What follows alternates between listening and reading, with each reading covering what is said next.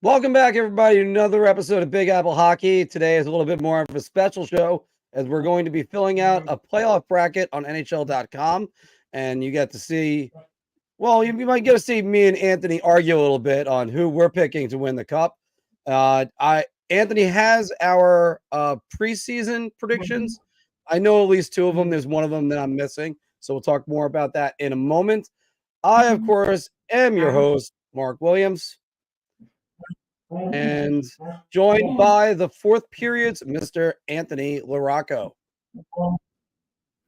Playoff hockey starts tomorrow. I'm here for it, and let's get it going with these series. Some good ones that we have to talk about here.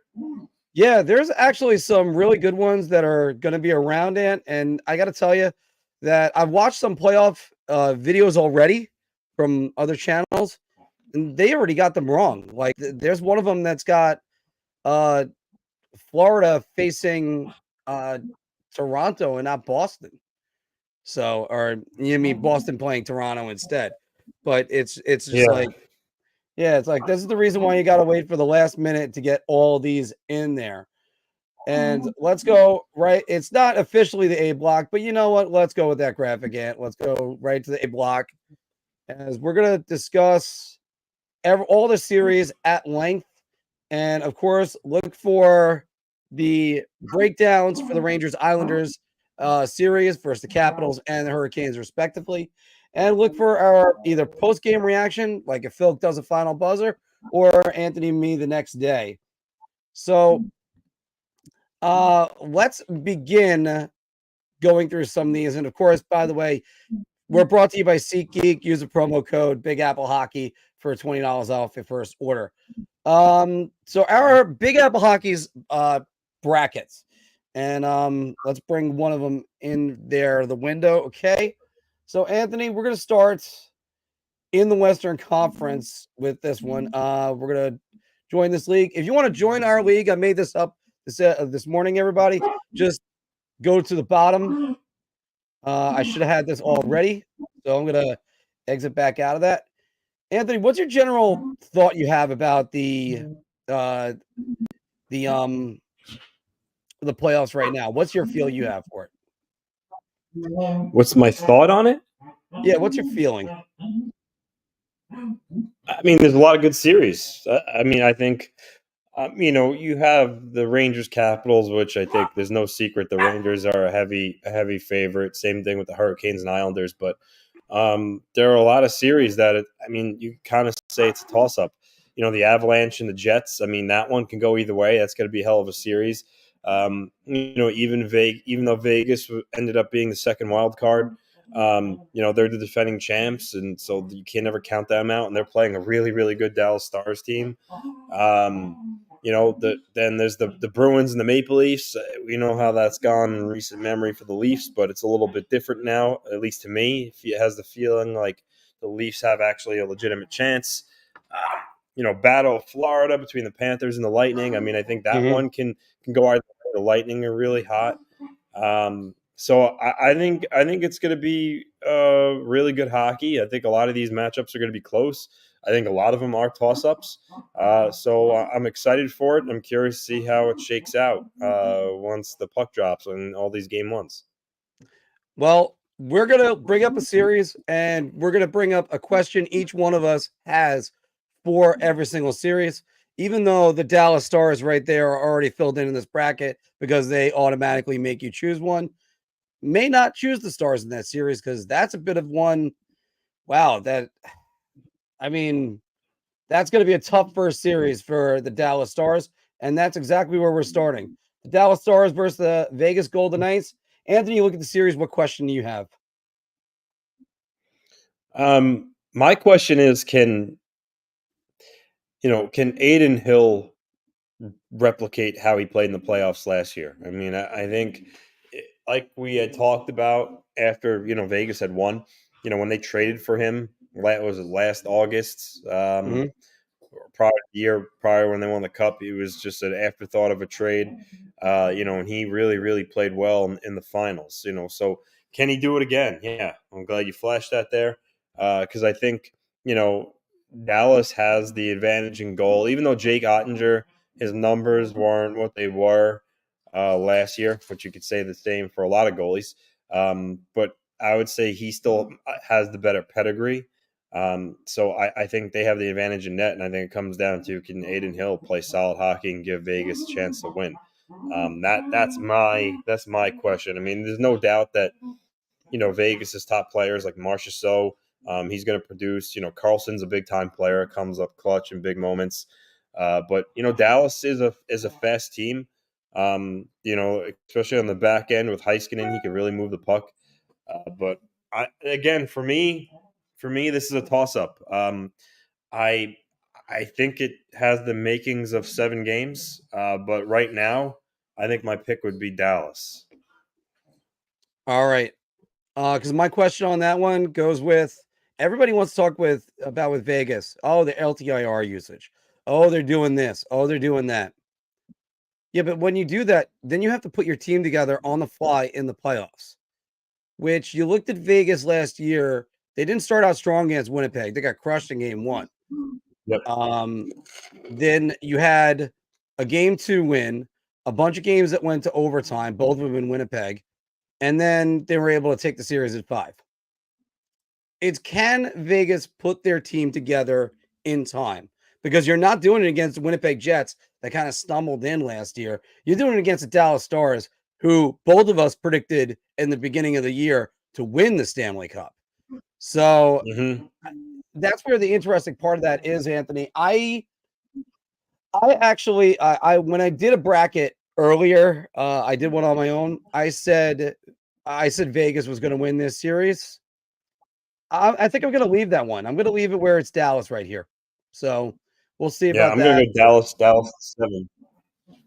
All right. So we're going to do that one right there. We'll get to the number of games in a moment. Let's go right down to that next bracket that's right over there. Colorado Avalanche versus the Winnipeg Jets. Anthony, what do you got on this one? Can the Winnipeg Jets slow down Nathan MacKinnon? He's just on another level right this season. I mean, I think Kucherov's going to end up winning the Hart, but MacKinnon certainly would be my number 2 pick. And, he's just, for the longest time, it's always kind of been like, McDavid here, everybody else under him. I mean, I think Nathan MacKinnon is pretty close to being at a McDavid level. I mean, he's unbelievable. And I think, he could the Avs will go as far as he could take them. Mikko Rantanen's great too. He's like rides shotgun to MacKinnon and Cale Makar. But MacKinnon, I think, is really going to determine whether or not the Avalanche can take out the Jets in the first round. And the Jets, unlike last year when they kind of got into the playoffs, they're no slouch. They got a lot of good forwards. Scheifele, they added Monahan, Kyle Connor's unbelievable, Ehlers, Morrissey in the back end, and Connor Hellebuyck is probably the Vezina Trophy winner. So they're a really tough team. But I mean, for me, in this series, I'm going to pick the Avalanche just because, I like their experience a little bit better. They've been there. They've done that. They know what it takes to win a cup. They won a cup. And again, Nathan MacKinnon's on another level right now. So that's my question for the Jets. They're really the key to the series, but I'm going to pick the Avs. I'm going to go in a different direction on this one as I'm bringing up the head-to-head results. But my question on this one is, can Georgie win them a series? Because Alexander Georgiev has been kind of coming under fire, and he's played a lot for the Avs. He's won a lot of games. He hasn't exactly looked good doing it. And you take the quote from Jared Bednar that we used in our bar talk on this week, that when it comes to needing a save, it hasn't seemed like Georgiev has given him that. And that's sort of been his MO going all the way back to his days with the Rangers. Now, if you're going to look at which goalie's going to make the save when he needs to, it's definitely Hellebuyck. He's been tested. He's gotten to the conference finals before in his career. This one, I mean, look, you're talking about probably the most high-powered offense in the league. Here's the thing. I don't think Georgiev has to win them the series. I just simply think, he just has to be he just can't be a sieve. I think if he's just, okay to good, I think the Avalanche have enough firepower to, to overcome him not being an elite goalie. That's just my take on it. I don't think they need him to win the series. I think they could do that just with McKinnon and Rantanen just really taking it to Winnipeg. But that, again, that's just my opinion. Well, let me go right back at you with this, Anthony, because they need him to not lose the series as well. And that's another factor that comes into that. Because if you told me last year, Alexander Georgiev versus Philip Grubauer on an expansion team in its second season, which one is the better team? Or the better matchup, I should say. I'm going to take Georgiev in that. But he really kind of should have opened up a lot of people's eyes. And Georgie's a guy that could get hot, but he's also a guy that can very much get cold. And I think the Avs are going to see all the negative things about him that Ranger fans have talked about. And he's coming under fire from guys like, say, Devon Taves. I did say his name right. I didn't call him Devin. And when his coach called him out the other night, but also Anthony, I can't help but look at this series. I got the head-to-head matchups right here. Versus Colorado, 3-0 for Winnipeg, 17 goals to 4. That is not, and yes, it's regular season. You can say what you will, but this is a team that's a divisional opponent, and they've been competing against them all year. I just think Winnipeg is the better team. Now, Nate McKinnon could go out and prove me wrong. Mika Rantanen could go out and prove me wrong. Cale Makar could do that. So if the Avs won this series, I wouldn't be surprised. But my pick for this is Winnipeg. I think Winnipeg at 6. And I'll keep talking for a second as the dogs are not cooperating. All right. Moving on to Vancouver and Nashville. Yeah. Moving from Quebec to Vancouver and Nashville. Let's so by the way, would you agree Winnipeg in the series? No, I'm gonna go Colorado. All right. You know what? We'll go Colorado on our bracket right here then. And if you look at, again, these are the analysis of them throughout the year. McKinnon, geez, 138 points. That is amazing. All right. Moving on to Vancouver and Nashville. And what do you think about it? I think this is a series that Nashville is going to take. Demko's good. I like UC Saros better in goal. I like that Nashville is more experienced guys like Roman Josi and Ryan O'Reilly. Even Gus Nyquist. I just think they're built for playoff hockey more than the Canucks are. The Canucks are very run and gun, offensive minded team.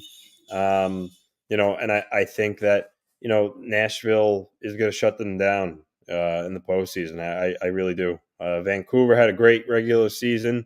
They got a lot of talent on that team, but I think Nashville is going to play that sandpaper game, and they're going to wear them down. And I think Nashville's going to come up on top. And also Philip Forsberg, is having one hell of a year. He was great for Nashville. And I think Nashville is going to surprise people. I think a lot of people are going to pick Vancouver in this series, but I think Nashville is going to take it. Yeah, I think the surprise would be if Vancouver wins it to me, because when you got a young team that overachieves as much as they did, I think that's where the surprise comes in. I love what Vancouver has done this season. We've had a lot of Vancouver fans watching us when we broke the Elias Lindholm trade. So, hey, definitely no disparagement to Vancouver or anything they've done. I just wonder how much more they have left in the tank. When you get a team that is in uncharted territory, you wonder whether or not they can succeed and how much further can they push themselves. The Predators, on the other hand, this is old hat to them.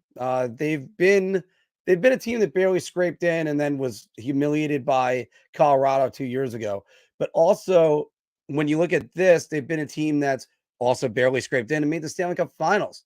So I think this is closer to the latter more than the former because they didn't scrape in. They were in for a while. They've been one of the best teams in the league since February.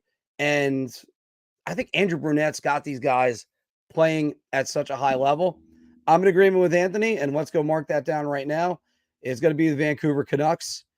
And sorry, I meant to say the Nashville Predators, Adoy. And it's definitely gonna be the Nashville Predators winning this series. So let's go to the last Western Conference series. Anthony, I'll start this one off because I think we're just gonna make it gonna be as blunt as possible on it. The Oilers versus the Kings. Can the Kings even make it a series? I'm gonna go no. The Oilers thumped them last year. The Kings should have won, I thought, 2 years ago. And I just think the Kings they played a lot better since March 1st than they did in between January 1st and February 28th. But still, it's just like Anthony, I just don't see it from the Kings. They've repeatedly lost games to San Jose and to Anaheim in the late stages of the year. And this is just, I just don't feel it. I don't think they got it. I will say Cam Talbot is better than Jonas Korpisalo. Go ahead. I mean, I don't think them losing to bad teams during the year has any bearing on what's going to happen in the series. But yes, I do agree. I think the Oilers are going to win the series, but I don't think it's going to be a cakewalk for the Oilers either, though. I think the Kings are going to fight them hard. And I think at the end of the day, the Kings are the better defensive team than Edmonton, and I think they're really going to try to play a stingier brand of hockey, clog up the neutral zone, try to slow down McDavid and the Oilers' speed as much as they can. And then don't forget, Mark, we talk about Cam Talbot in goal, but you can't forget that the Oilers aren't exactly the strongest team in between the pipes. I mean, Stuart Skinner, he had a pretty good year for them. But he's not playoff tested himself either. He's still a younger guy. A guy like that, I'm not going to say that, it's impossible for him to break down and, have a bad series, because I think there's a good chance of that. So I'm going to go with the Oilers. Yes, I agree with you, but I don't think this is going to be a waxing of the Kings. I just don't. Yeah, I when I made my own bracket, I said 5 games in this series. So with that series, you think it's going to be 6 games? Yeah, I think 6 games is probably about what I would say. How about Vancouver versus Nashville? Um, we just did? Oh, we mean the amount of games. Yeah, the Sorry, amount of games. I'm sorry. Nashville and 6, Okay, Colorado. Colorado and 7, Okay, and Dallas in 7. all right. So that is the Western Conference taken down. If there's disagreement, I'm just going to go with what you're going to say because I'll mention in the bracket that I already did. I actually picked 2 upset. Can you even call Winnipeg over Colorado an upset? I don't think so. No. But No. and Vegas, the defending champs. That we've seen that numerous times. The defending champ takes down either the number 1 or the President's Trophy. Hell, I go back to 1995 when the Rangers took out the Quebec Nordiques. But there's other teams like that. I never actually got what your question was for that. I guess does Edmonton for the Edmonton series, but it doesn't really matter now. Let's move on to the Boston Bruins versus the Toronto Maple Leafs. Anthony, you're looking at the series. What are you wondering about? I'm wondering about, can the Maple Leafs, shake the ghost of years past with the Bruins, because what's in their head. They've had trouble with the Bruins. Hockey could be a psychological game. But I mean, for me, is can the Maple Leafs, get to the tandem of Swayman and Ullmark? The Bruins, one of their strengths is in goal. And I think they clearly have the edge over Toronto in that regard. My thing is, can the Maple Leafs get to them early and get in their head by scoring, a bunch of goals early on in the series? But Boston, they're gonna play a physical brand of hockey on the Leafs. I think they're gonna have to be physical on their star players like Matthews and Marner, Nylander. They're gonna have to slow them down. There's no doubt that Toronto's the faster team. The Bruins for them, they're gonna need guys like Charlie Coyle and Pavel Zacha, Jake DeBrusk. Their main offensive guys aside from Pasternak. They're gonna have to step up if they're gonna beat Toronto. This one for me, this one's kind of like the ultimate toss up. I really, I want to say the Leafs, just because I think I'm not really sold on Boston. I don't know, it's crazy to say with the year they had, but this one I've gone back and forth with, and honestly, right to this moment, right now, like if I was doing my bracket that for the pool that me and my buddy do, I still don't know who I'd pick for this one.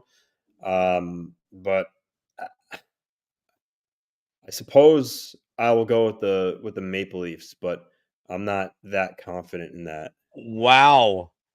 All right. Wow. Because you know what? I do ask this question.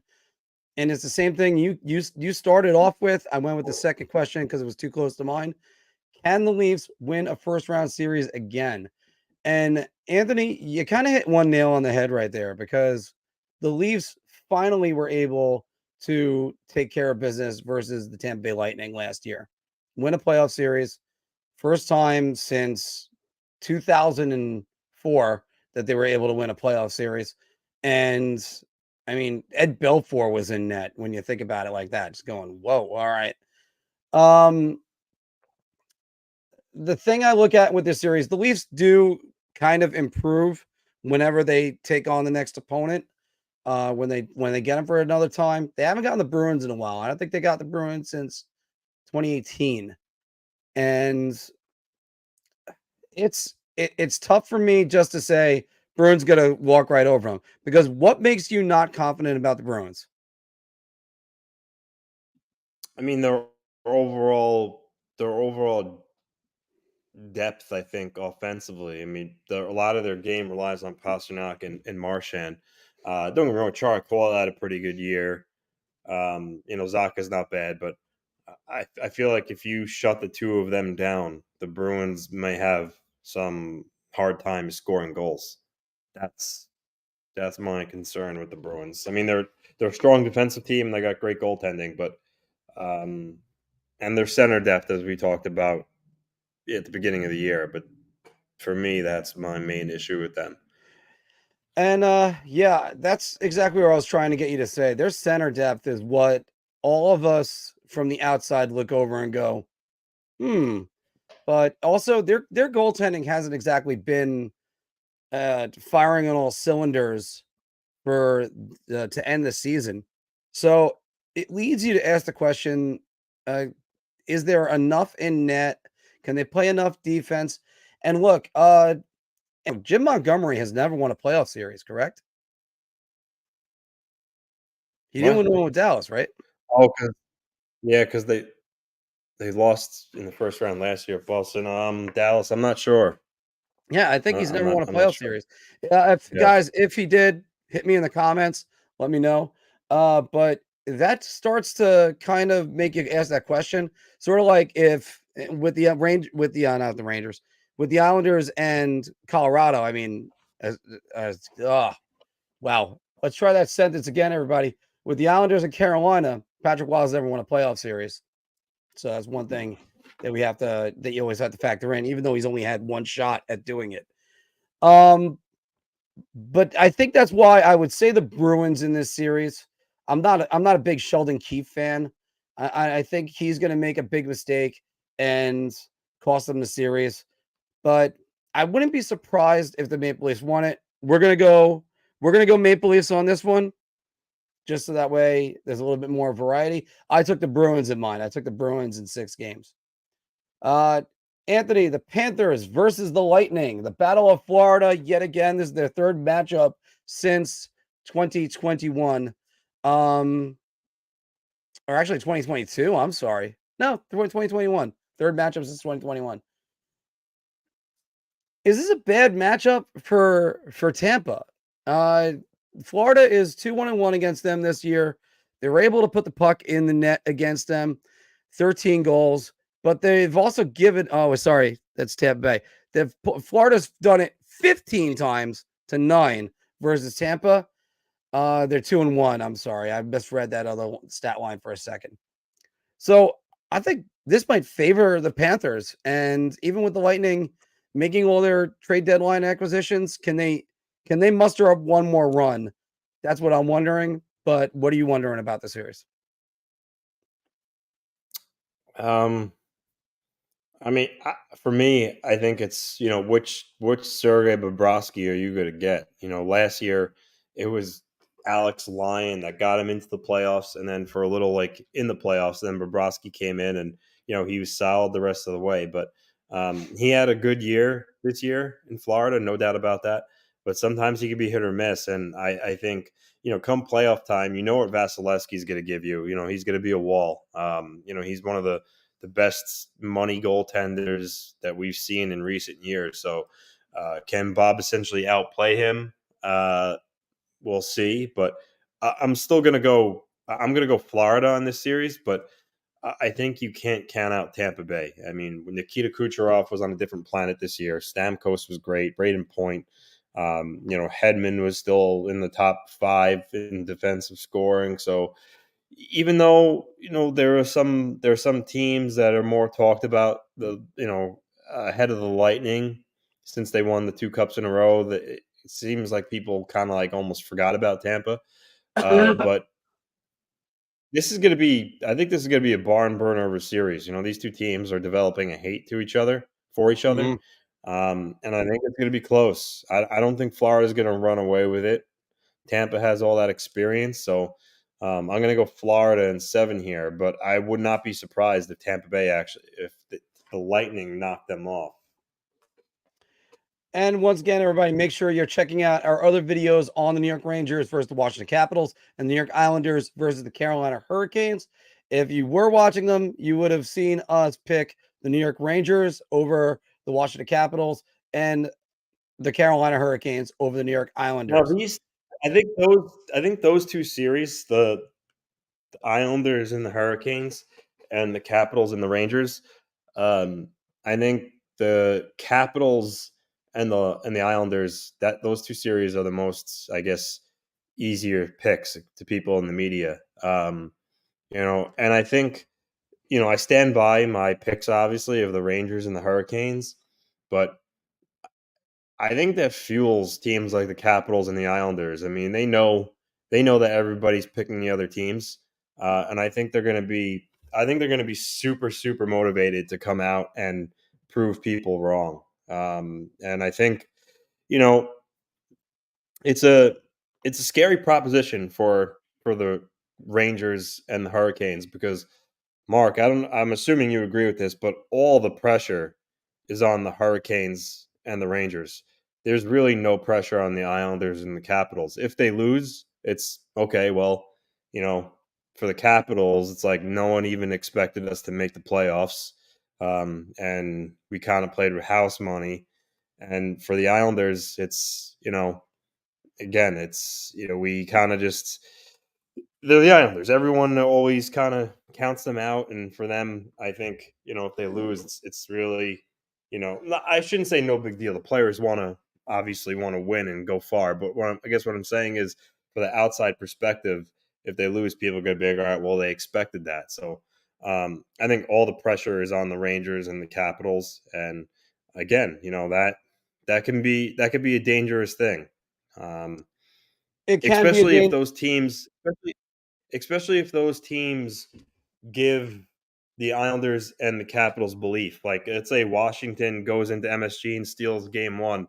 Now they believe that this is going to be a long series, or they have a chance. Same thing with the Islanders. If they take game 1 in Carolina, that sets the tone. So it's going to be interesting. I'm keeping my eyes not only because of the 2 New York teams, but I think those 2 series are very interesting to watch. By the way, Granny, check out the link below. We do have a Big Apple Hockey bracket that we started. It's free. Go ahead, just submit your own, and bragging rights to whoever the winner is. But by the way, Anthony, what did you say for Florida? You said Florida's going to win that series in how many games? You just ignore everything I just said. No, I'm going back to it. I'm circling back. Florida and 7. Okay. Florida and 7. Now, going back to what you said, though, this is where I think the benefit is of having a coach like Peter Laviolette, and a matter of fact, Rod Brindamore. Look, I understand there's a lot of pressure that both teams are under, and you're right, especially when you win the President's Trophy. Now you're a fan base, and I think New York fans can be a little bit of a rabid fan base if you catch my drift. That they are, they tend to there's going to be that pressure that you're going to feel. Now, here's the good thing about Laviolette. Laviolette, his most successful season was the Stanley Cup in 05-06. In that first series, they played Montreal. They went down 2-0. And he went from, I believe it was Arturas Urbe to Cam Ward. And they ended up winning their games and going to the Cup. And winning the Cup, matter of fact. But it's just one of those things of you have an experienced coach that's able to take a breath. And the New York Rangers 2 seasons ago, they were down 3 games to 1 to the Pittsburgh Penguins, and they ended up winning that series. So I think I have confidence in the players should they lose one, if not both games at the Garden that's coming up this week. I just look at the Capitals and I just wonder how they're going to do it. It's smoke and mirrors to me. But then again, we've seen other teams not been able to do that. Very, very simple. So would it surprise me if the Capitals won this series? Yes, I'd be very surprised. Would I be surprised if the Islanders won that series? Mildly. I think Carolina's a juggernaut, Anthony, but I think the Islanders have the pieces in place to potentially upset them. Because one thing I'll say about Carolina is more of a mentally tough team. But if you're telling me Sebastian Aho gets leveled in this series by Alexander Romanov, that's going to change everything. And I think Carolina, though, could win the series with their depth. The Rangers would have to win their series with their star players playing well. And they're going to need a good start from Panarin and Zibanejad in order to do much. I don't think. How many? Yeah. Sorry. How many of the? I would say, what percentage do you think of Ranger fans are saying Hurricanes over the Islanders just because they're Ranger fans and don't like the Islanders, or just because the Hurricanes are a better team? What are your thoughts on that? Because I think there are Ranger fans that just hate the Islanders so much, no matter what the case is, they would pick the other team. So how many Ranger fans are picking the Hurricanes because they're likely to win, and how many are picking them just because they don't like the Islanders?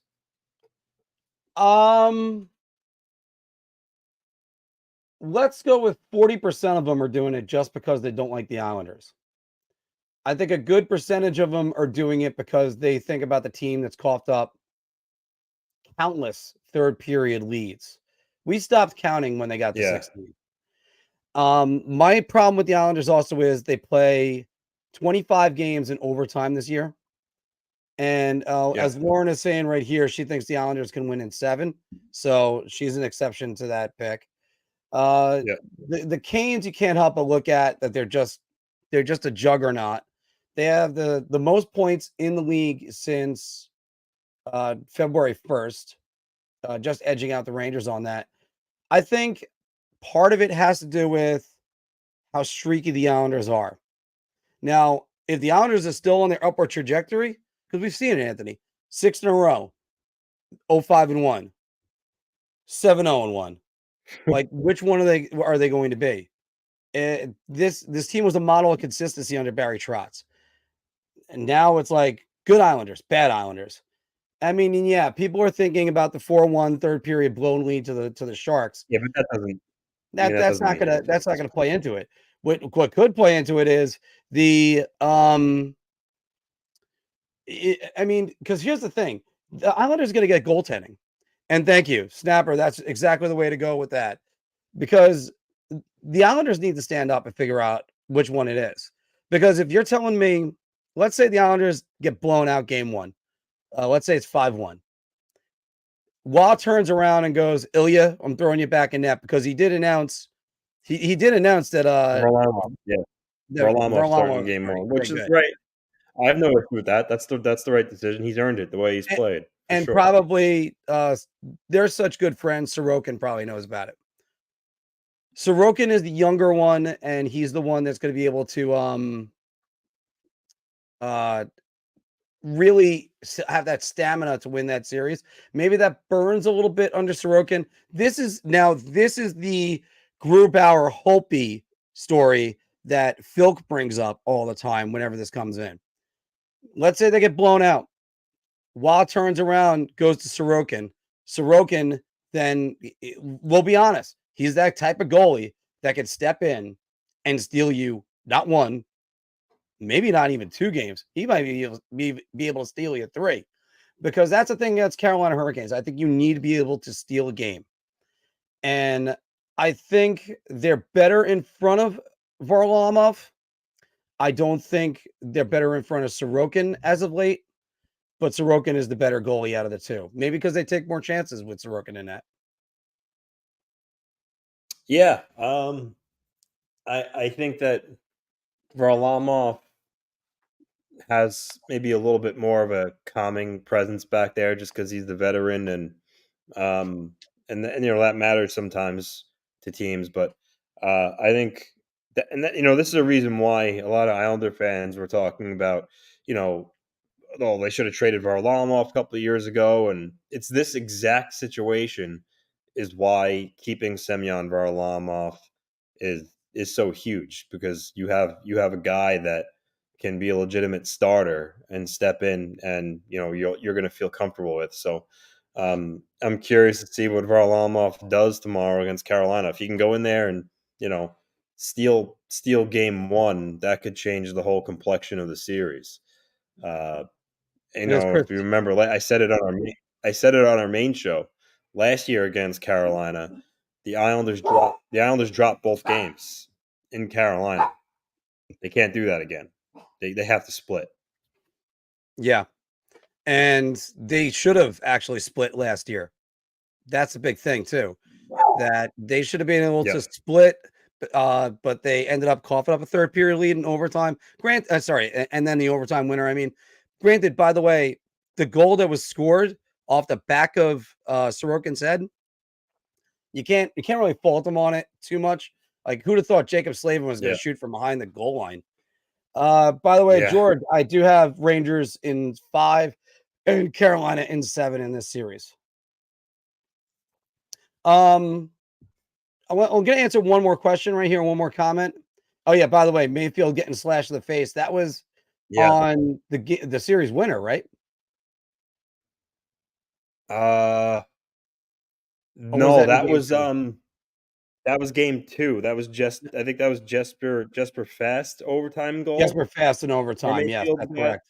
I think so, but maybe I'm confusing it with the game 6 overtime winner. But I'm pretty sure that was game 2. Yeah, he just David is game asking 2. How much will the Rangers sitting hurt them come game 1? Maybe not right away, but I actually think it's going to benefit them. I think they got a couple players that are mixed up. The Capitals have been sitting for a while too now. I don't think it's by an extra day. I don't really think that matters. Will come to play, to be honest with you. Well, here's one thing: when the Rangers end up activating Filipino and he goes in that lineup and they're over the salary cap, I don't want to hear about Mark Stone from Rangers fans, because they're not going to be able to. All right, Anthony, let's go to the second round. Let's talk about this, and then we'll go back and do some more comments. So the second round, Anthony, we have right now, as it stands, the Dallas Stars versus the Colorado Avalanche. Who do you got? Dallas Stars. Yeah. Okay. They're my Stanley Cup pick. So Yeah, I gotta agree with you. I would go with Dallas on this one too. Yeah. A matter of fact, because in my own personal thing, I mean, it's tough for me to say because I went with Winnipeg in the first round, and I figured Vegas was going to catch fire again. But look, calmer head. The Dallas Stars look like they are the team to beat in the league right now. I know the Rangers have the Yeah. President's Trophy. Carolina was hot since February, but the Dallas Stars just steady as a rock the entire way through. Try to find a weakness on them. Good luck. It's going to take more than a black arrow that took down Smog for Lord of the Rings fans, or that maybe you could find that one dragon scale that was missing. But in this case, I do think the Dallas Stars. It's amazing, Anthony. Dallas Stars can either not win a series at all; they can win the Stanley Cup because that's been the matchup that they were thrown into. Yeah. They would have gotten the LA Kings. I would have had them in the conference finals right away. Let's go to the other Western Conference one: the Predators versus the Oilers. Who you got?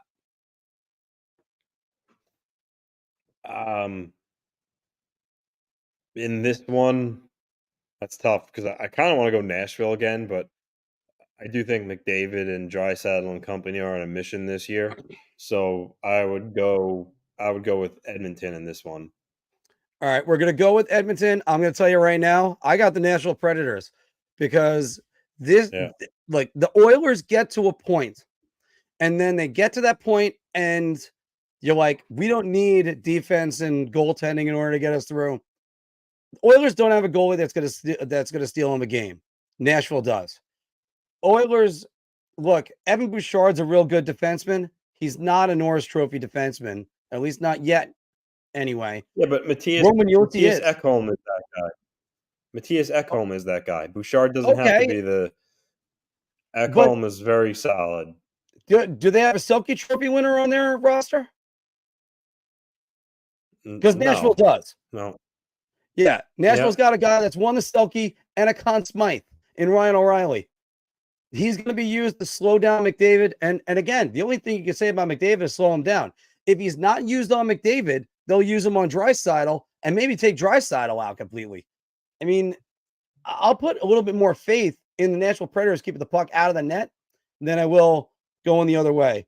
All right, Anthony, let's keep going. Maple Leafs versus Panthers. Panthers. I think, like I said, Toronto Boston for me was real tough. Kind of went with Toronto on a whim there. But I think Florida would beat them.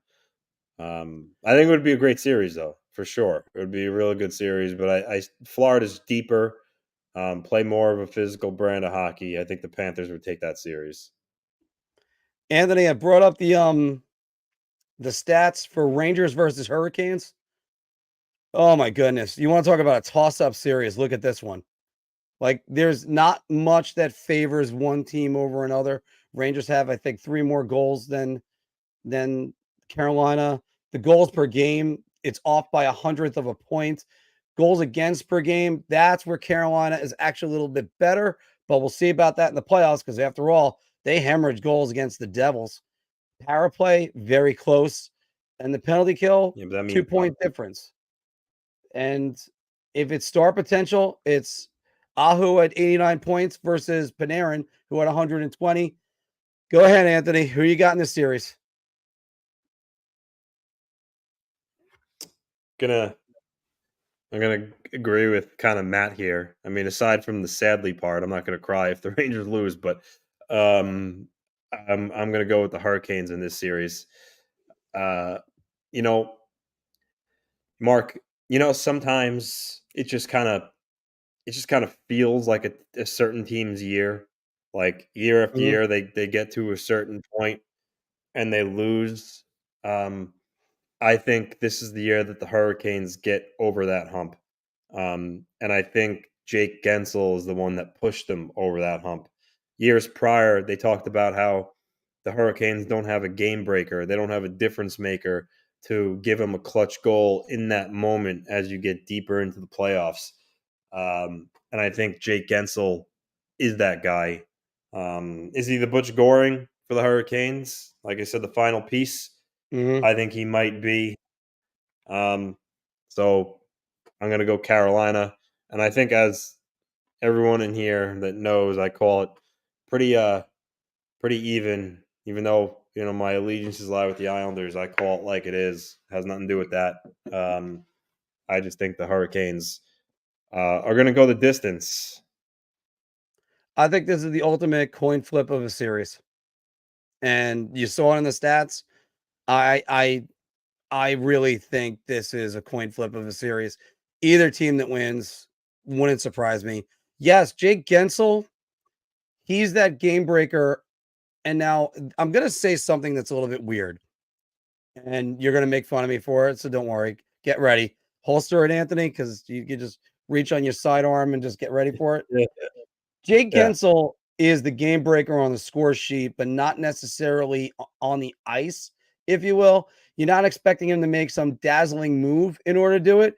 He's the guy that is always in position for that rebound to pop it in, or he's just always in the right place at the right time. Now, if it's that, definitely Carolina. If it's sort of like Sebastian Aho in game 1 against the Rangers a couple years ago, that he made a move, got to the front of the net, got his own rebound, and scored. Like that's the type of thing I was thinking of with that. When you say game breaker, I'm talking about a guy, you need a goal, he just gets on the ice, takes the puck, and he wills it in. Almost the way Steven Stamkos, who ended the Rangers season, did it to them right after they had the game-tying goal in game 6. Now, Gensel, he's that guy that he manages to always be in the right spot. So I'm not downplaying him by any means, or even downplaying anybody in that. It's just I look at it and I think to myself, can Igor Shesterkin make the save where other people aren't? And he's going to have that opportunity. The Rangers lost the series last year where the Shesterkin had a .931 save percentage. So it's not beyond the realm of possibilities. Carolina outdefends him. Because I think, going back again, Anthony, when it comes down to it, Shesterkin's going to make that save when this team needs it. I just don't know if Kochetkov, and I'm going to say Kochetkov because I think eventually it might fall to him. I wonder if he does it. Because, I mean, Freddie Anderson. I don't know. I think offensively it's close. Maybe the edge to the Rangers, but the reason why I like the Hurricanes in this series because we all know the Hurricanes have they play that stingiest brand of hockey defensively. Mm-hmm. They don't leak much. I think the Rangers, as good as they are, you watch them. Sometimes they can be not good defensively. It's like where it's almost like the Benny Hill music is playing when they're in their defensive zone sometimes. So whereas the Hurricanes are very rarely break down defensively. They're one of the best defensive teams in the league. So I think that might end up being the difference maker aside from Jake Gensel. Well, everybody's jumping on the Oilers bandwagon with me. Or sorry, not with me, against me on that one. Some people are saying Tampa in 5, like Dominic right here. State of Survival saying Tampa is just smarter. I think Andrew Brunette's with the other way. Paul Maurice, I think he's got them playing the way he wants them to play. So, I mean, it's going to be tough. And as Ranger Central said, Carolina, and it's going to be tough. It's going to be tough. So let's jump. Yeah, Seth Jarvis is no slouch either. Yeah, guy that scored 30 goals. 33 goals. And nobody's talking about him. And we break it down for a while, but you know what? For me, I think that series to me almost is the Stanley Cup Finals, and it's going to happen in round 2. Hofstra's finest, John Cooper. That is correct. As a Hofstra alumni, I do know that he's been at the Wanto Inn a couple times, by the way. So I'm going to wait. We'll just keep on looking over at the rest of this. Oh, no, Anthony's right here.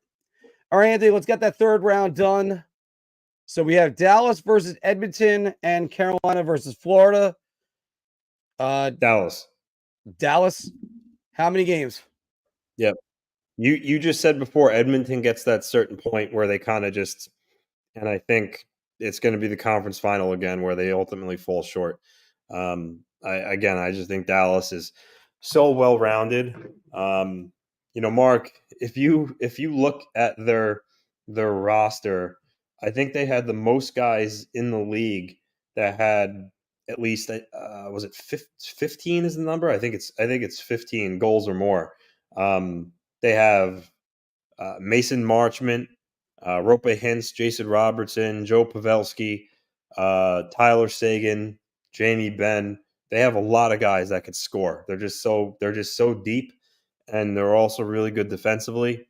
I think that's going to be the difference in that series. They're a much deeper team than Edmonton. They have guys that can hurt you offensively. Yeah, so you look at it. Rope Hintz 30 goals, Jason Robinson 29, Pavelski 27, Duchesne 25, Wyatt Johnson 32, Jamie Benn 21, Mason Marchment 22, Tyler Sagan 25. And that doesn't include Thomas Harley, who's a defenseman, has 15. They just have goal scoring up and down their lineup. I mean, Craig Smith 11, Dodonov 12. Mm-hmm.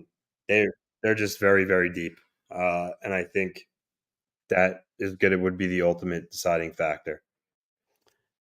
All right. Yeah, I got to go with their depth too. They're like their third line could be better than their first line on any given night.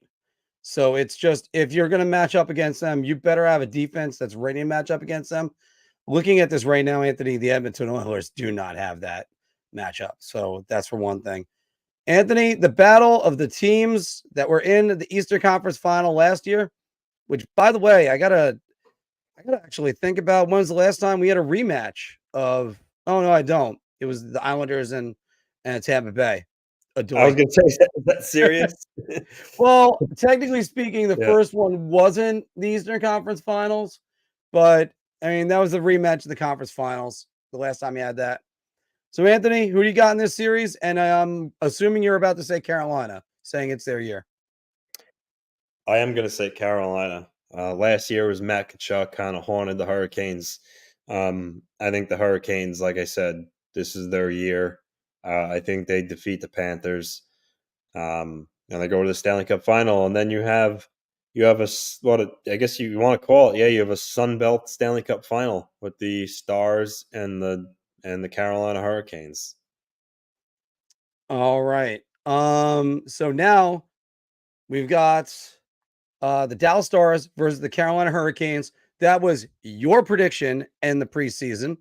Mm-hmm. I had Yes, a different team that wore red. That was the New Jersey Devils. Oops. Eek. And did we ever get what Phil's prediction was? You watched the video, right? What was Phil's prediction? I forget what Phil's prediction was. All right. Well, we did. At least I nailed that Brock Nelson was going to have more than Mika Zibanejad as far as goal scoring. You did. You did. So, who will win this series, and who is your Conn Smythe Trophy winner? Speaking of, before I answer, after we talk about this, we should ask, the trivia question I asked you about Brock Nelson. Okay, yeah. You should ask now and everybody see if one, I think a lot of people are going to be surprised. They're going to realize how good Nelson is. And then two, the players who topped him. But anyway, yeah, I think this series, I think, can go either way, as some of the comments here are saying. I'm gonna say the Hurricanes. I'm gonna say the Hurricanes, Mark. Okay. By the way, Anthony, was 8 players that are ahead of him, right? Brock Nelson What? in that trivia question, it was 8 players. 9. It was 9. 9. So he scored the 10th most goals by a center. Who are the 9 ahead of him? All right, we're gonna come back, guys. Put them all in the trivia questions going into the comments right now. So you got the Carolina Hurricanes, Anthony, and we're gonna submit that right now. How many goals will be scored in the finals?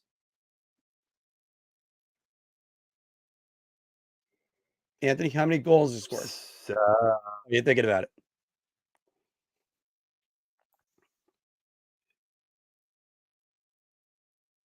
24. Wow, that is not a lot when you think about it, but okay. All right, well, good news. Something went wrong. Okay, we'll come back to that in a minute. So, Chris T is saying 35 goals. Anthony, under this prediction that you have, Carolina Hurricanes winning the Stanley Cup, who is your Conn Smythe Trophy winner?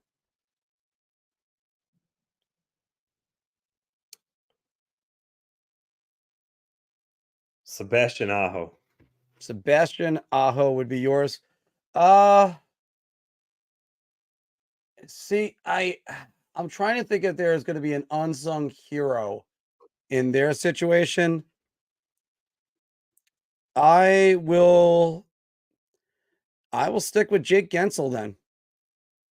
I thought maybe somebody would come out of nowhere like Jordan Martinook did last year, but I'll stick with that with Seth Sebastian Aho. Jarvis. So for some reason, it's not letting me put this in. Keep saying that something went wrong. Teravainen. Could be Teravainen, who won a cup already himself. Yeah. But we'll see about that. So there we go. That's the Big Apple Hockey official one. Philk would. Your intuition is saying Jake Gensel, yeah, but you know what?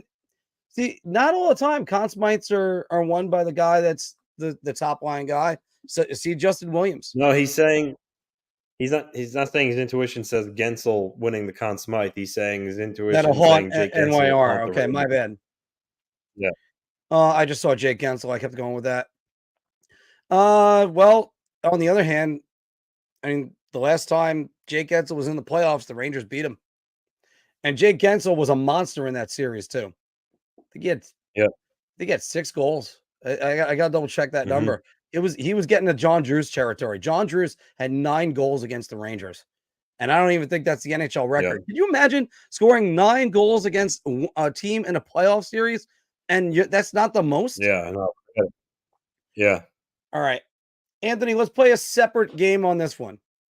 The New York Islanders make a run to the Stanley Cup Finals, and they win the Stanley Cup or even fall just short. Let's say they play that good. If the Islanders were to win the Cup, who is their Conn Smythe Trophy winner?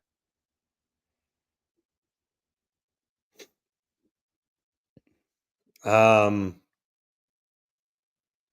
gonna go with Brock Nelson. Brock Nelson. All right. That's a good one. If the Islanders did do it, I'm gonna go Bo Horvat because I think he's gonna score too many clutch goals if he went Detroit. What? Oh, good choice. No, I said good choice. Yeah. I was like, wait, what? All right. But no, good choice. Yeah, Bo Horvat. I mean, I wanted to almost say Kyle Palmieri, especially the way he's been playing over the last month. But I think eventually he might cool down a little bit. I think Bo has to stay hot. If the New York Rangers win the Conn Smythe, who would be their – sorry, if they won the Cup, who would be their Conn Smythe Trophy winner? Vincent Trocheck. That also was a good choice. I'm going to choose the second American defenseman to win that trophy, if that would be the case, and it would be Adam Fox. I think Adam Fox would be such a difference maker. He struggled a little bit in the playoffs too. So that's another thing Ranger fans they're all going to have to bite their lip about just thinking it in there. All right. So guys, how do you differ from our bracket? Let's look for what you're saying right now. And yeah, for Justin saying it would be Igor. Fox we have that same choice. Brett or Igor is what Ranger Central is saying. They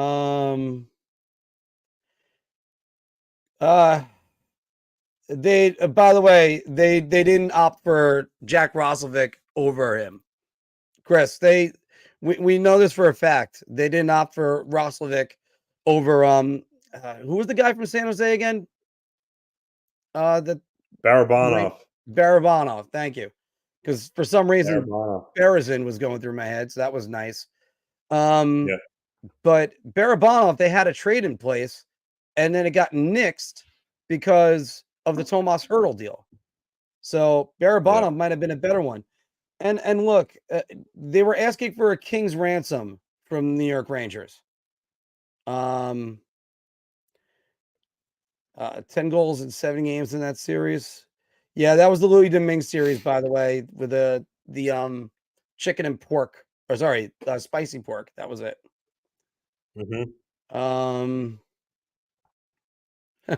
What should I do with my Taylor Hall Coyotes jersey? It's a throwback now. I'll tell you that. And all right, Mike is saying like, share, and subscribe, and he can see Anthony's eyes today. You know what? Every now and again, like I had it before with Anthony. I got him on the close up. I was so happy to do it, and then it got pixelated again. You're like, damn it, come on. Snappers is saying Svechnikov could be the Conn Smythe trophy winner for them. Well, 23 goals, that could just be a low scoring series. Yeah, by the way, I'm up for, fans should never bring up that day ever. I have a problem whenever anybody brings that up. It's like, and don't get me wrong, I've made my I've made my comments in the past. Gensel had 8 goals in that series. That was ridiculous. And then they lost the series. That's what's even worse. All right. Let's go with some of these.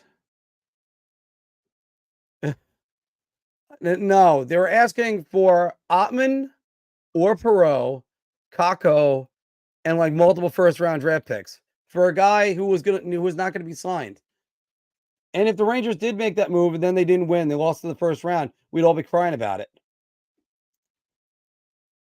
Look, again, if that's the move that you get to win the Stanley Cup, look, you get a lot of Ranger fans who says that, all right, great, good.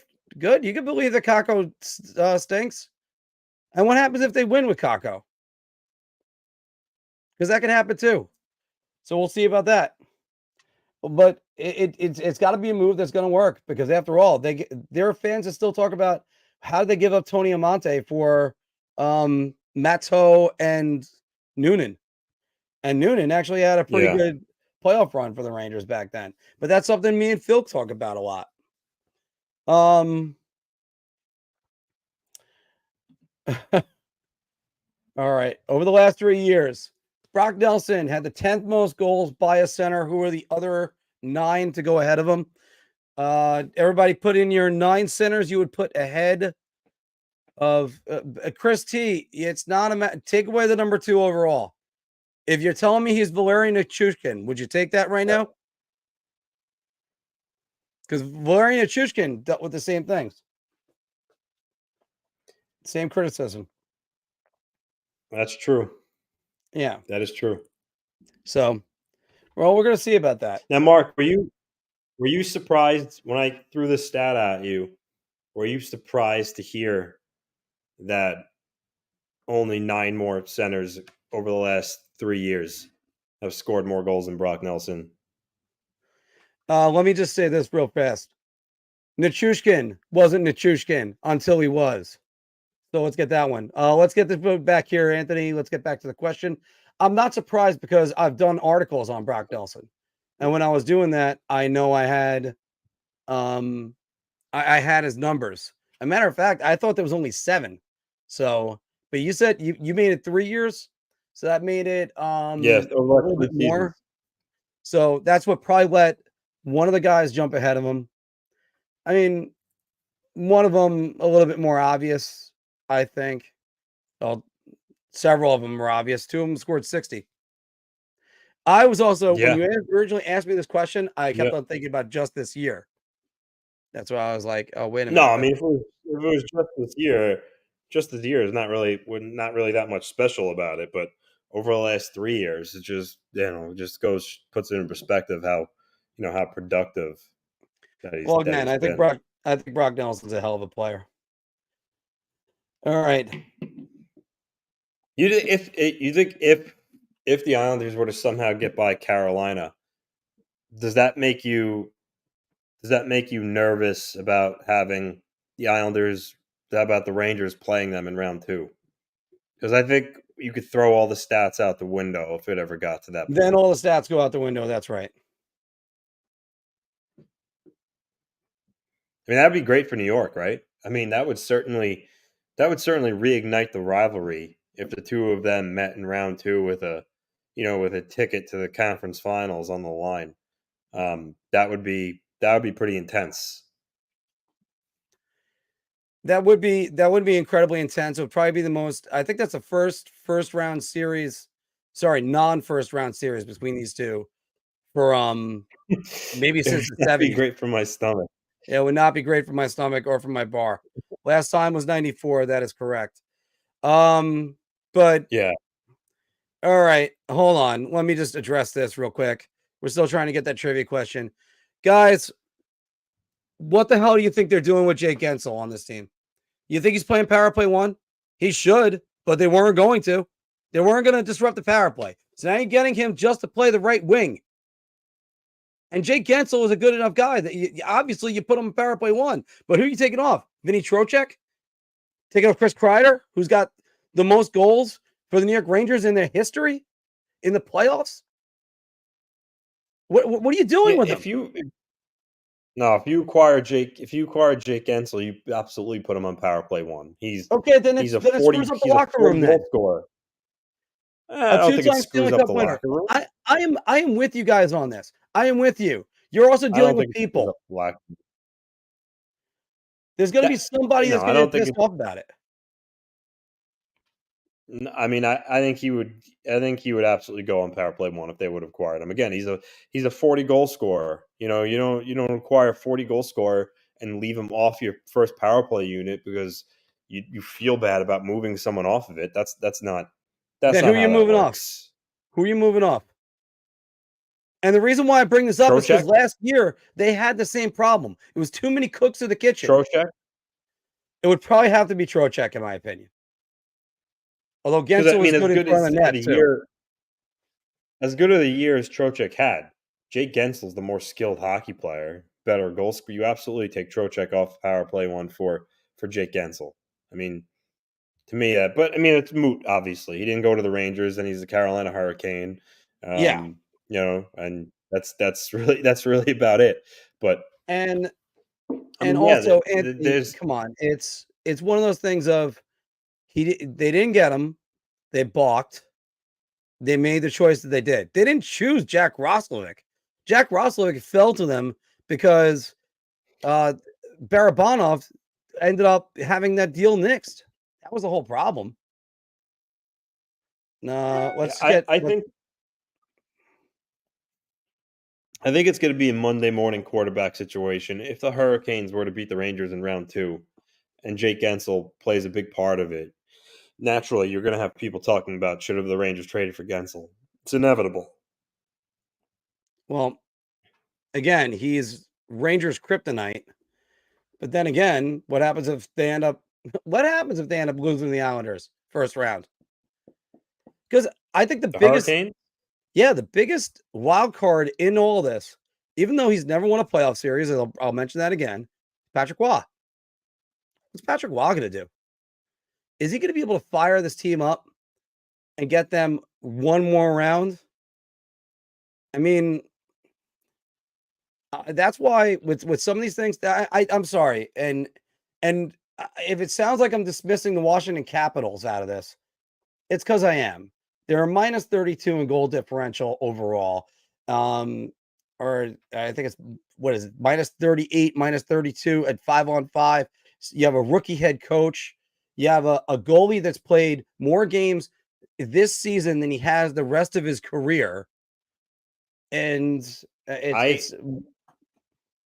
well, yeah, look, as I said, it would be an absolute upset if the Capitals found a way to beat the Rangers. So you're not really dismissing the Cap. Nothing you're saying is unfair or untrue. I mean, they're a team that everyone predicted to miss the playoffs. At some point during the year, it looked like they weren't going to make the playoffs, and they somehow snuck in. But kudos to them. And yes, they're going to play hard. They're not going to roll over, but it would be an absolute upset if the Rangers lost. And to what Chris T's saying here, if the Rangers, it's cup or bust for them. But to further that, if the Rangers somehow lost to the Capitals, heads would roll. Heads would roll. I'm not talking, trading Jacob Trouba. He should be gone even if the Rangers win the cup this year. They should move him. That's correct. If the Rangers lost to the Capitals, bigger moves have to be made than that to send the message, because now you're just talking. You just got upset. You won a President's Trophy. The team's been together for a few years now, and they still haven't done anything. I think at that point you would have to really talk about, moving significant guys off the team and shake things up, because that would be an unforgivable defeat if the Rangers went out to Washington, and Chris Drury would be held responsible for it. I agree. And one thing somebody kind of brought up on the YouTube comments was, maybe you guys can win 2 games now that you won the President's Trophy. I'm like, okay, the Rangers have won President's Trophy 3 prior times in their history. One of them they won the Cup. One of them they lost in the conference finals. I repeat yet again, if Matt Zuccarello wore ear guards, you wouldn't have had that problem. But a lot of players in the NHL don't. And I still don't understand the advantage that gives you. And the last thing about it is they had a second-round loss to the Pittsburgh Penguins that was kind of helped out by Mario Lemieux's broken wrist. Not that I'm doubting it, but I was doubting it. I mean, Adam Graves slashed him, and part of it had to do with a 2-goalie system that they ran back then. There's way too many. Go ahead. I was going to say, he said can't trade Mika because there's no movement. In this hypothetical scenario, if the Rangers lost to the Capitals, I would absolutely at least approach him and ask him to waive and see what he said, because you'd have to do something. Like I said, trading Jacob Trouba, that's not a big enough message if you lose to the Capitals. Again, like I said, he should be gone even if the Rangers go the distance. You would have to send a message and move a core piece. And obviously, you're not moving Artemi Panarin. So what other core piece would you move? And I think this is the guy that you would ask to waive his no move if the Rangers bowed out. Yeah, good luck. He's got a full no move. Oh, sorry. He's got a full no move clause till 7 days prior to the 29-30 season, when it turns into a modified no trade clause. He has a 21 trade list. He's signed to the 29-30 season at $8.5 million. If that's the case, who is taking him? Like, who's taking him? Where does he want to go? Because if that's something that in general, whenever fans have this conversation, that's so hard to speculate on, because I mean, it's impossible to speculate about where he'd want to go. I mean, I'm sure if the Rangers expressed to him that he wasn't in their plans anymore, he would obviously probably say yes, because you don't want to be somewhere where they don't want you.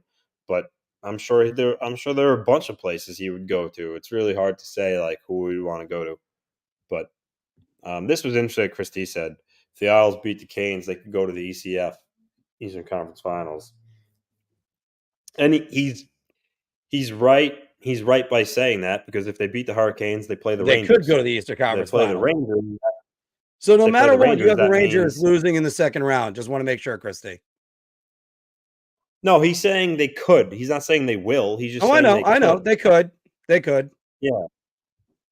But it's that's where it go. It had my head's going, well, look, the Islanders played the Rangers pretty well, other than the St. Patrick's Day game. But as Matt's saying down here, that's my point. When those teams play, I mean, records and stuff in the regular season doesn't really matter, just because they play each other so close. And look at the game the Rangers won at the end of the season. They beat them in a shootout.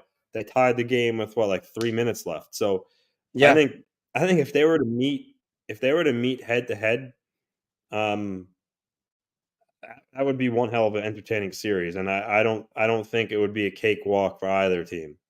I think that would be a physical, long, grueling series where the players are starting to legitimately hate each other. I mean, obviously the fans, that goes without saying, there would be some bad blood there, but it would be it would be a bar fight, that series.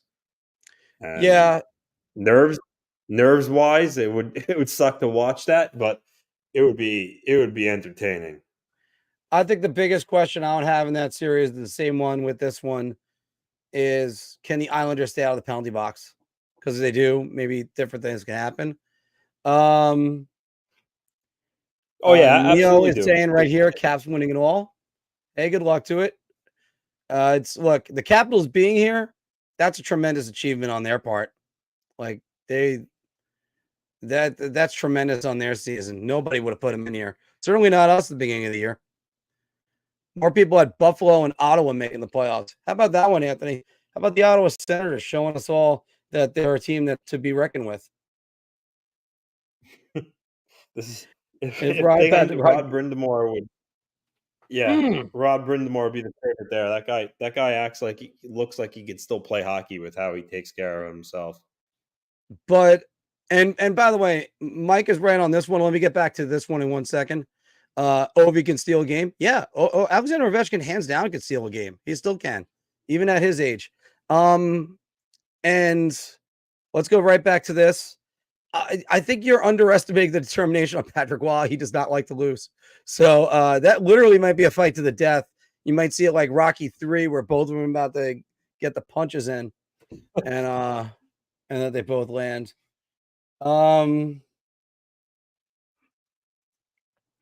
And after all, he's still mighty feisty. Yeah, Christy, I gotta argue. I got not argue. I can't argue. I gotta agree with you right there. Charlie Ringman is gonna determine the Cap success. But how many times have you seen it? Anthony, you brought up the Florida Panthers. If we're gonna use the Florida Panthers as the example, Alex Lyon fought hard for them to get in. And when people keep talking about the Bruins last year, they don't want to say, "Oh, the Bruins, the Bruins, Bruins, Bruins." What about the Bruins? All right, well, I also said it's not going to be an easy series. And then it looked like it might be easy in games 3 and 4. And then of course, overtime win, seesaw battle in game 6, game 7. I mean, there was a lot of stuff that was in that series. What I'm interested to see is or find out is that obviously Panarin had an MVP like year. He was a point machine. My question, Mark, is if Artemi Panarin had a first round playoff series like he did last year, where he looked the effort defensively wasn't there, and he was sharp and soft, and the Rangers lost. What would be your thoughts on Artemi Panarin? Despite his regular season, what would be your thoughts on him going forward as a member of the Rangers if he pulled that again? As a friend of mine said, keep in mind he still has 120 points. I'm going to use the number from this year, not last year. So you'd still keep him in there. You wouldn't exactly look at him in the postseason and say, we're counting on you. This one, yeah, they're definitely still counting on him, and they're working on that. I think Panarin's game this year is a response to all the criticism everybody's had for him, which is so weird for me, Anthony, because superstars don't react like that. They go, no, I don't need to change. I don't need to change. And you think about Bryce Harper last year, but Dave, you're still going to need the points. Still going to need the points. And there are lots of guys that they have had bad regular seasons and they turn in one good postseason and they're legendary forever.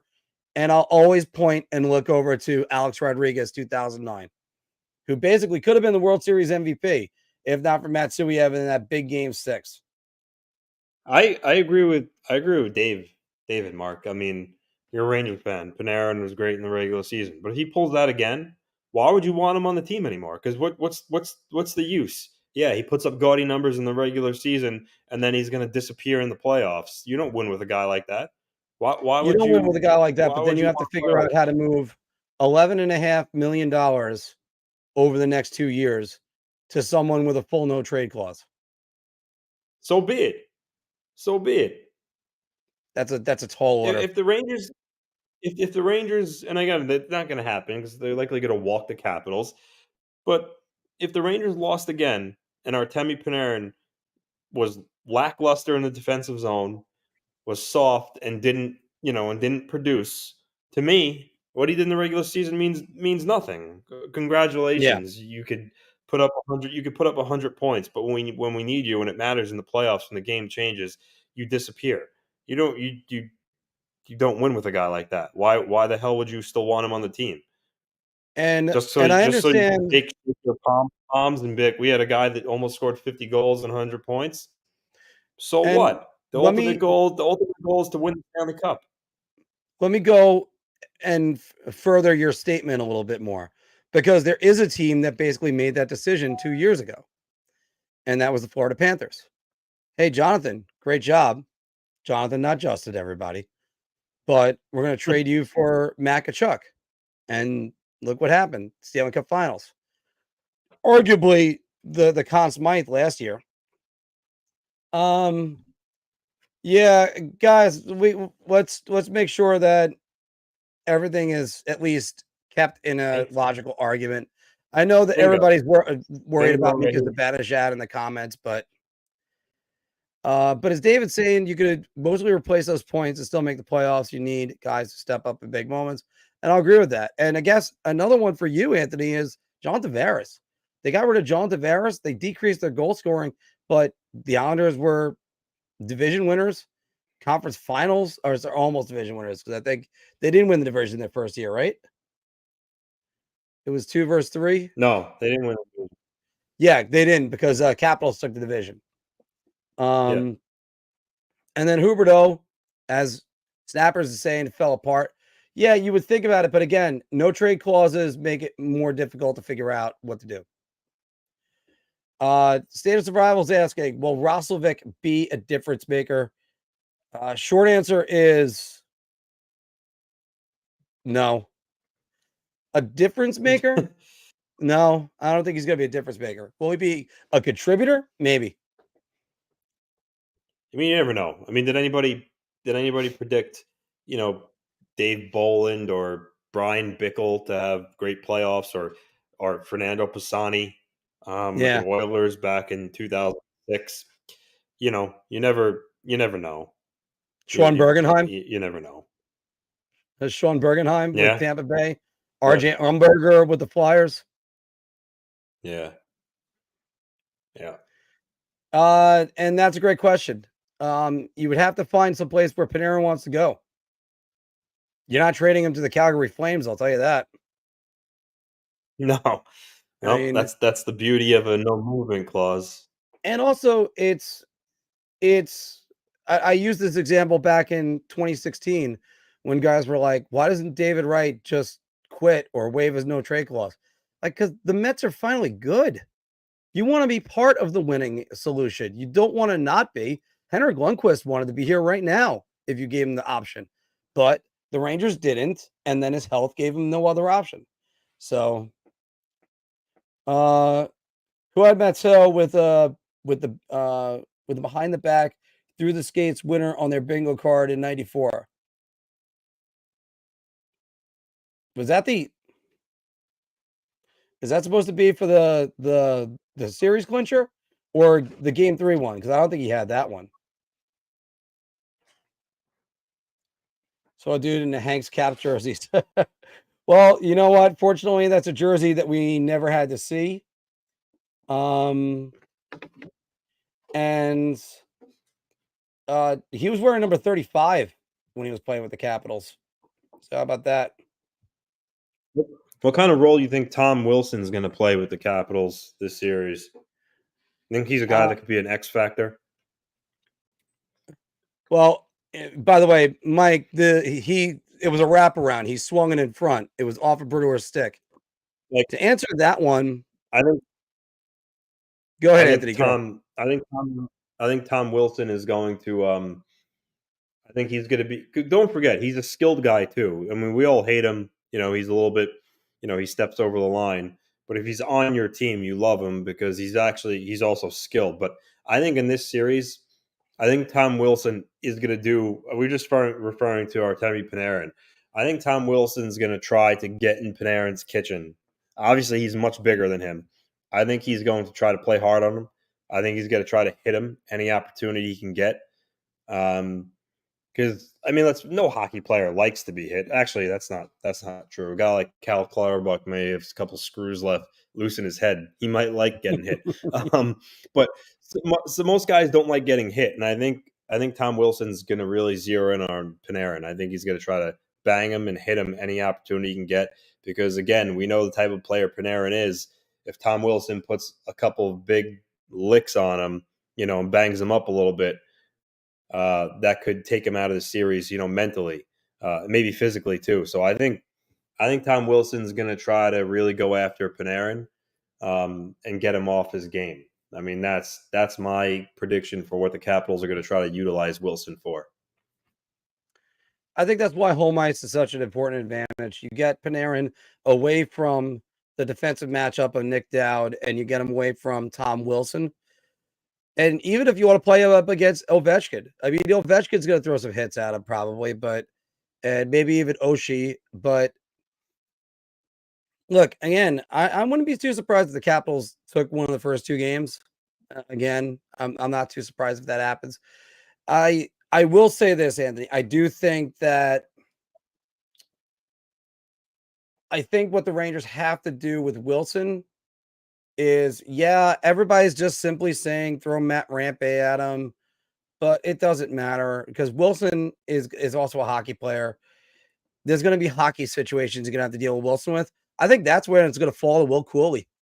And I think Will Cooley is going to have to be the one that's going to have to step up and run Wilson or even run some of the Capitals guys. Well, here's the thing with Rempe and Wilson. Like Tom Wilson, he'll answer the bell every now and then. He will fight.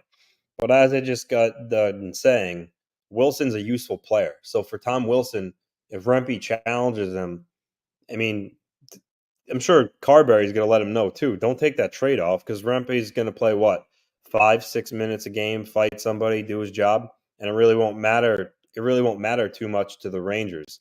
Tom Wilson, the Caps don't want him sitting in the box for 5 minutes. So, I'm sure the Rangers will try to use Rempe to neutralize him, but I don't think Tom Wilson's going to step in and fight him just because that's certainly not a fair trade-off in terms of, being who you want to get off the ice. So I don't think Tom Wilson's going to really engage Rempe. Truthfully, I don't. I think he has no reason to fight him. And if that's the case, is it Rempe that needs to show more of a strength? Because if that's the case, and Wilson is more valuable on the ice than he is in the penalty box, as Rempe, as a young player, Laviolette's got to coach him to make him understand. Toe the line, don't cross the line. Don't go into the penalty box and have us down because you're trying to take the situation in your own hands. And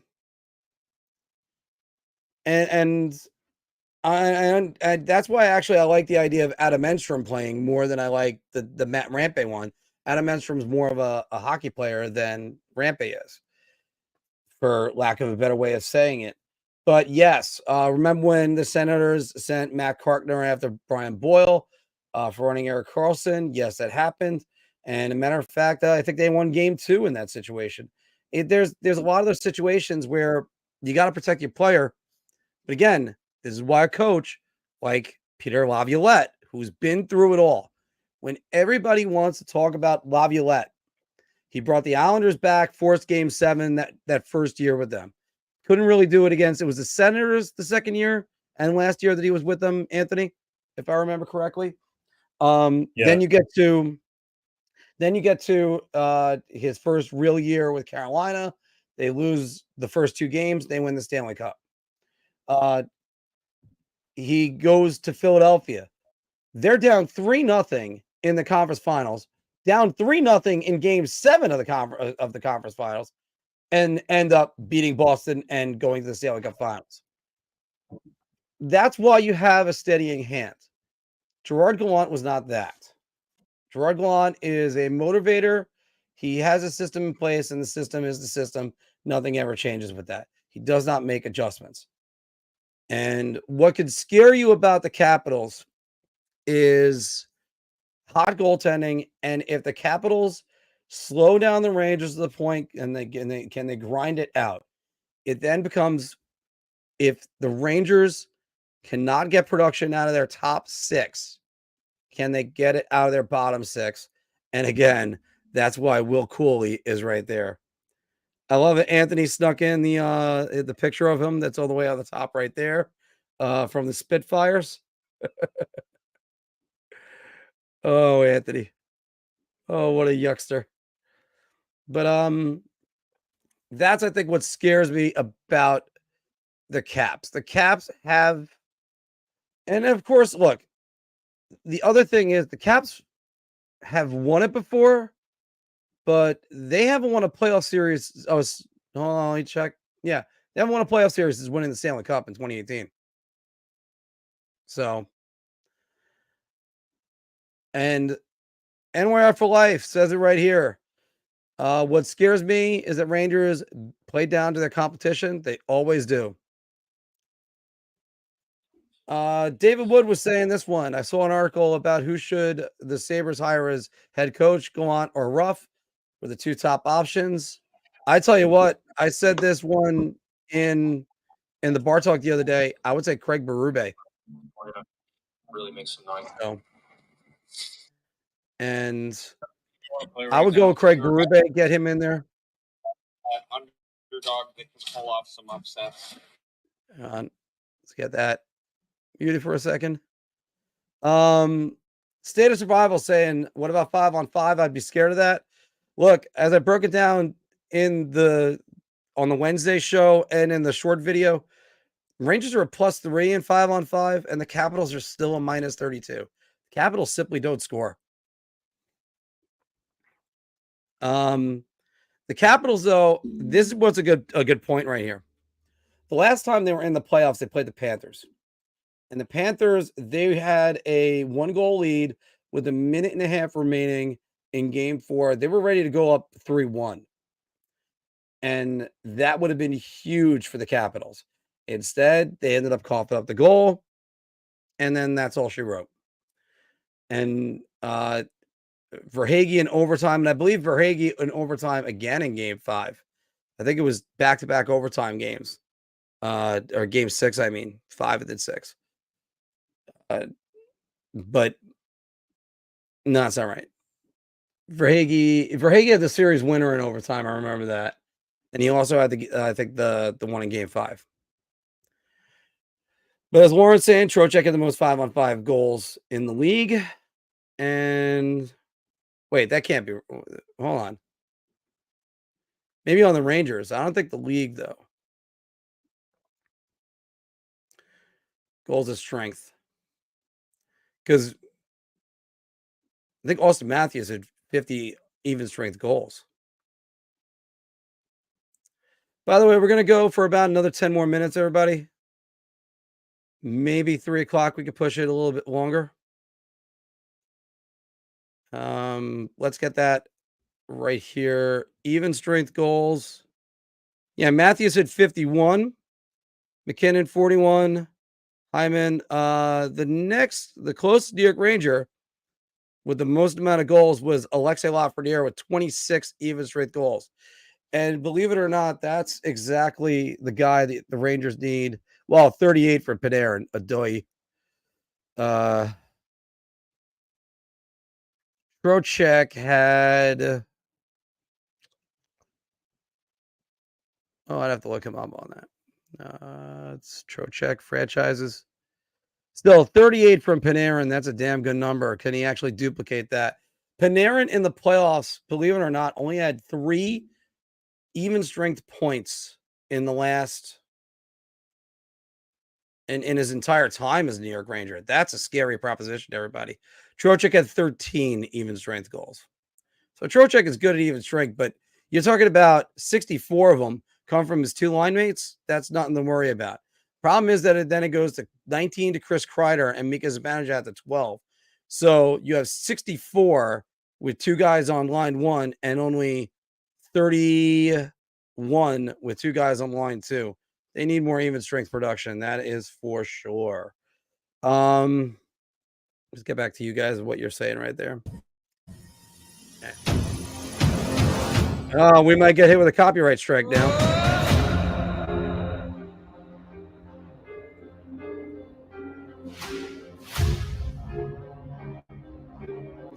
I love this guy's work.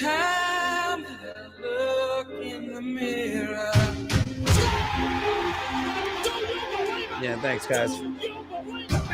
World Series winners from Verhage.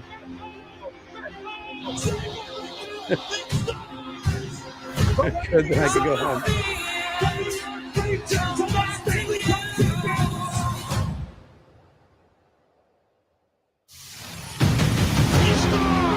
What a shot! That's a beauty! He scored! Save! Rebound save! Score! DeAndre Miller! He scores! They did it! Well played! I actually did that on purpose, everybody. And now I can start up again. Although I think we already exceeded the 15 seconds, so. What a shot by DeAndre Miller! Touchdown score! Rangers win! Score! Score! Well, David, that's true, but the one that I always love is the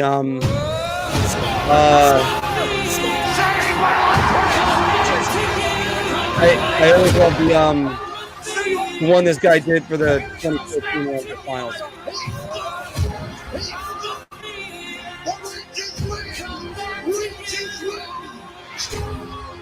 Pass ahead on a breakaway.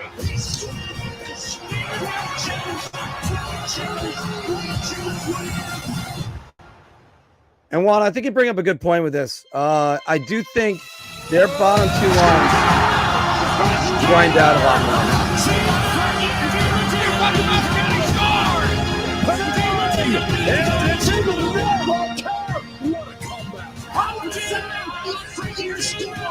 Dream on, dream on.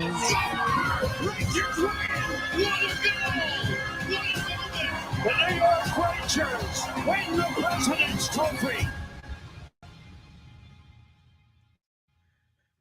Warren, it's just that we're New Yorkers. Nothing's ever easy. The only team that ever gets it easy are Yankee fans. As I told my fiance. But yeah, they do. But I think that's actually the difference between this team and last year's is that they do have two lines at the bottom of the lineup that can grind it out. That is going to be a huge difference because I think I like the way Wenberg has played.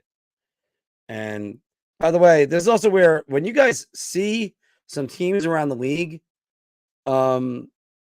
like you realize even Sam Rosen in his later years, the guy still has a presence about him and a way that he prepares for the game that's still really great translating to the game and calling the game. Now, on the other hand, I mean, Howie Rose is going to be calling some games on the radio. He's going to be calling Sunday's game. That's going to be a great thing. I got to say, you watch some teams around the league, like the Boston guys are just the worst. Oh, they're terrible. Davey Hamadi, how's it going? Hey, for the Islanders, it was easy when they won 4 in a row. It was. Well, they still had to go to game 5 against the Rangers. I know that in one of those years. But, I mean, I know they swept the Oilers the first time, Vancouver. And then, of course, 6 games in the first one. I forgot who I think it was the North Stars they played in the second Stanley Cup. Yeah, Jack Edwards is retiring. Yeah. Well, who knows? They might get another guy that just sits there and lets half the play happen before he announces it. Thank you. North Stars on the second cup. I was right about that one. See, I always remember Vancouver because they played Roger Nielsen in that. Right now, 250, guys. We're going to be signing off at 3 o'clock on this one. So How many of the Islanders Hurricanes games last year went to overtime? Number 2 and number 6 both went to overtime. Because number 5 was in regulation. Islanders won that. The Islanders had the fastest span for 4 goals in game 3. Canes walloped them in game 4, and the Canes just beat them. I think by 2 goals in game 1. I will be watching the game. Oh no, Chris, they tied that game with like 8 minutes remaining. It was the shot that hit Sorokin on the side of the head and went in. Jacob Slavin. I will actually be watching the game at my fiance's cousin's house. It's just a good time. We're gonna go there, we're gonna relax. We went to the outdoor game, all of us together. Good time to spend with family. And the number one thing about that game is I kind of looked at her and said, I can just go full Ranger fan. I don't have to have my hosting hat on. So I will be doing that. Quick question. Which guys will you guys be adding post-game coverage after each show? We're going to definitely be trying to do more of that. I might try to do, if Phil doesn't do it, I might try to get the post-game show for that. If not, look for us the next day, because especially if it's me and Anthony, we're going to be doing a lot more of that. And, Anthony's got this hype video. This was a good one. I posted this on... A lot of noise. A lot of people telling us we weren't going to do it.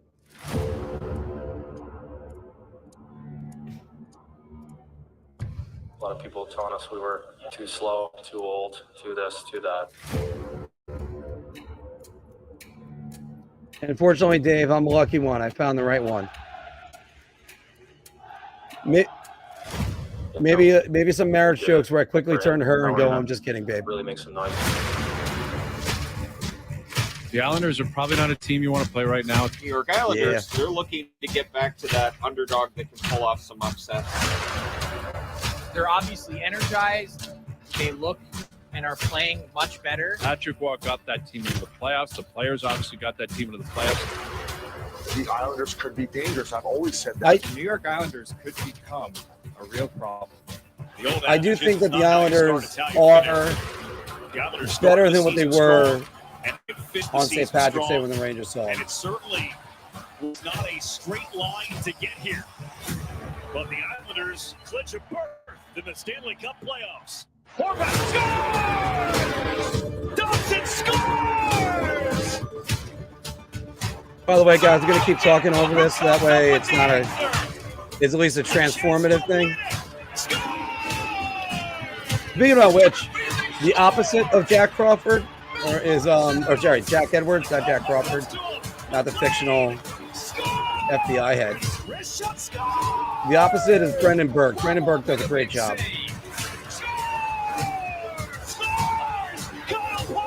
With the world writing us off, we pose the question, why not us?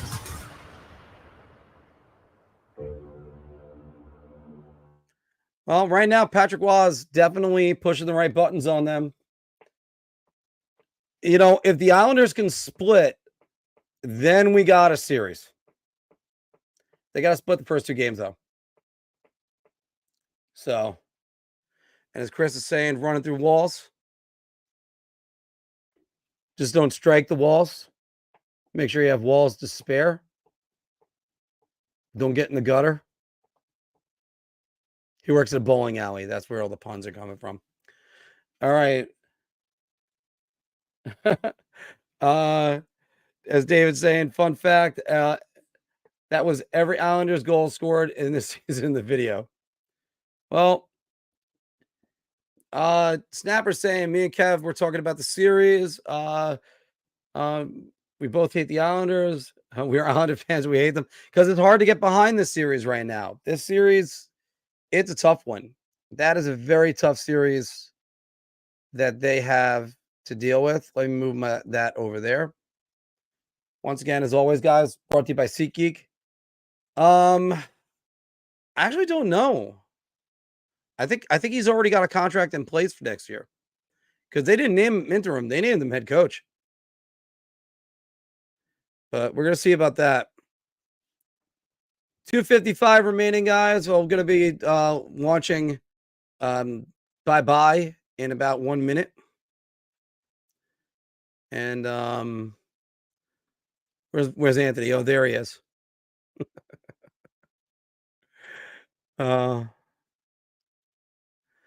But got 130 of you watching right now.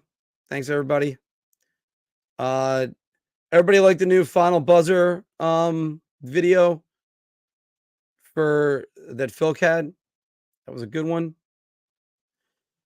It's going to be nerve-wracking. Look, the playoffs are always going to be nerve-wracking. It's going to be nervous unless the Rangers lead every minute of every game, and that's just what it is. And hell, even when they're doing it, it's still nerve-wracking. And even for the Islanders. But look, the Rangers have the most comeback wins in the NHL this year. That's something to keep in mind. The Islanders, yeah, most blown third periods, but they've also played a lot of overtime games. Overtime will be different in the playoffs, obviously, because it is. So you could kind of look into that. I think Carolina takes game one. I think the Rangers take game one, each one.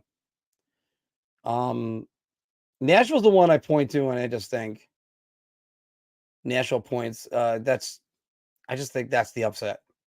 If you're picking any series, that's the upset. And Colorado versus Winnipeg doesn't count as an upset. Whoever wins that one. Got 11 more comments. There is there is the beautiful Maria Cosenza, soon to be Maria Williams. And yeah. And by the way, glad that you guys were there. Plenty of layups for you that we're able to throw out. What was the thing about Holmstrom and that the team saw in him?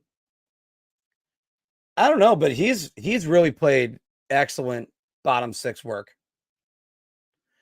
And Rangers Central will be live at 8 o'clock tonight. And you're going to be doing your playoff previews. That's good. Don't worry about game one. Usually game two. That's the one the road team usually takes. No, I didn't cook up the layups of the freezer at work. Although that was the Yeah, here's a good question for everybody. Let's see what your input is right down here. Who scores more goals in round one? And I think both of them only had one last year, Anthony, if I recall correctly.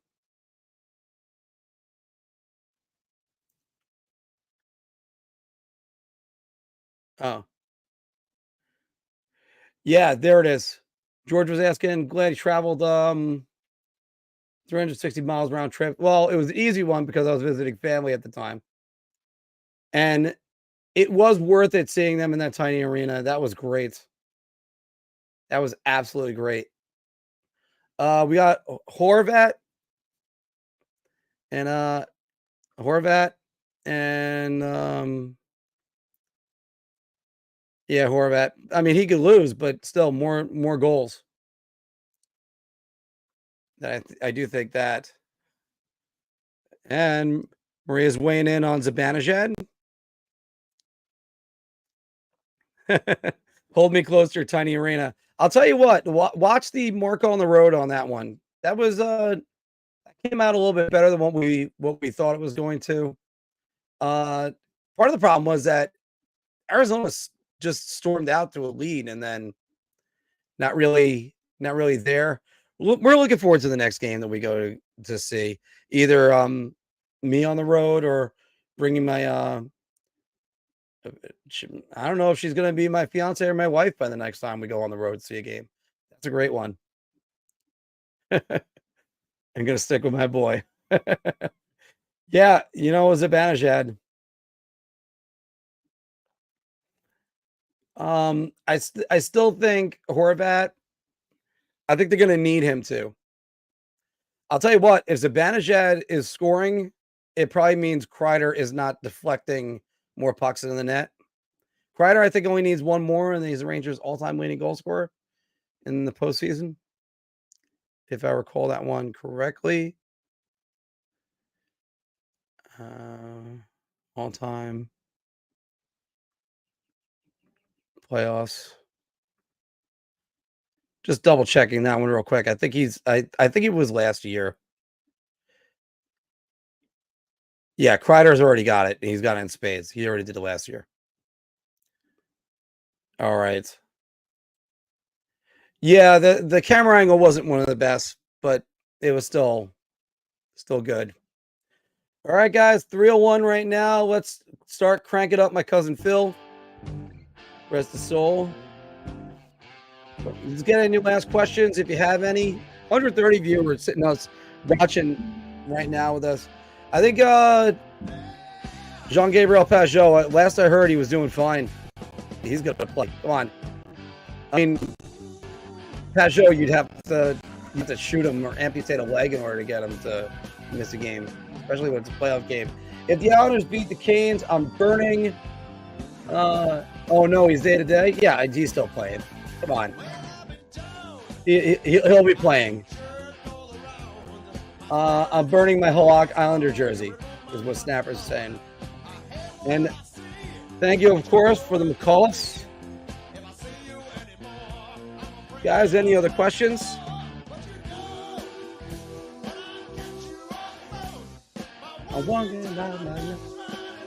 I got to make this song public for everybody so you can listen to it. It's always fun. If the Rangers lose to the Cavs, I'm burning my Jessamine jersey. You should be stuck wearing it. And yeah, it's going to be fun.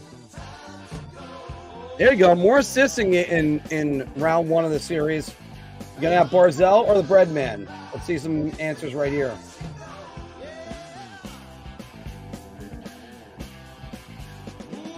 By the way, Ranger Central saying that Blake Wheeler's starting to skate again.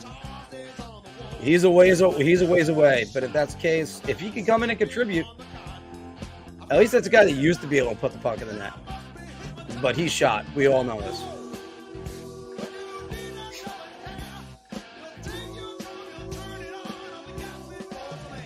Goals, Breadman, points, Barzell. That's what State of Survival is saying. Christopher Michael saying that it's going to be the Breadman. Chris, also thanks for tuning in on Twitch because I still have no idea how Twitch works.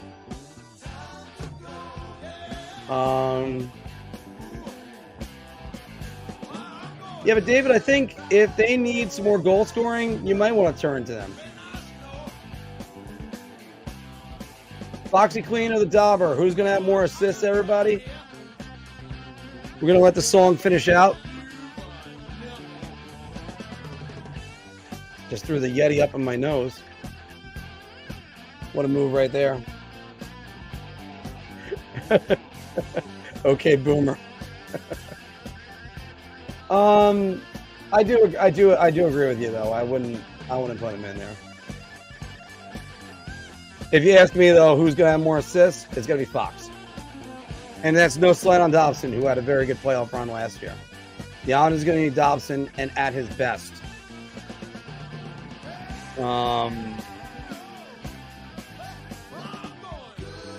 And yeah, there is the lovely Miss Cosenza who is saying Foxy Clean. Foxy Clean by the Foxy Lady.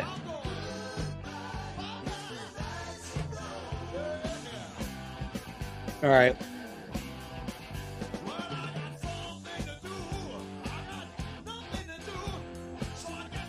State of Survival saying hopefully both teams win. If they do, wow.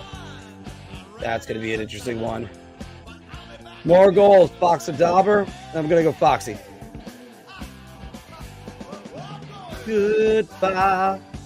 Time to go.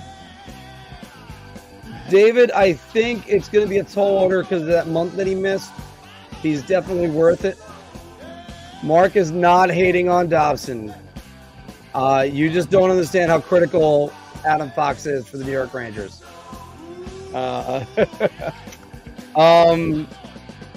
They need to make sure that Fox is doing whatever he can. Oh, Mr. Bizzarro, do you think Kakko on the third line will impact this series? Yes, I do. When we did our preview the other day, if you want to check it out, when we have Rangers Capitals, Anthony chose Kaapo Kakko, I chose Will Cooley, and Philk right there. Oh man. Oh no, and my lovely wife to be is hating on Dobson. But I do think Kakko is going to make a huge difference on that third line. That will be big. And maybe people can stop harping on his draft position. Guys, thank you all very much.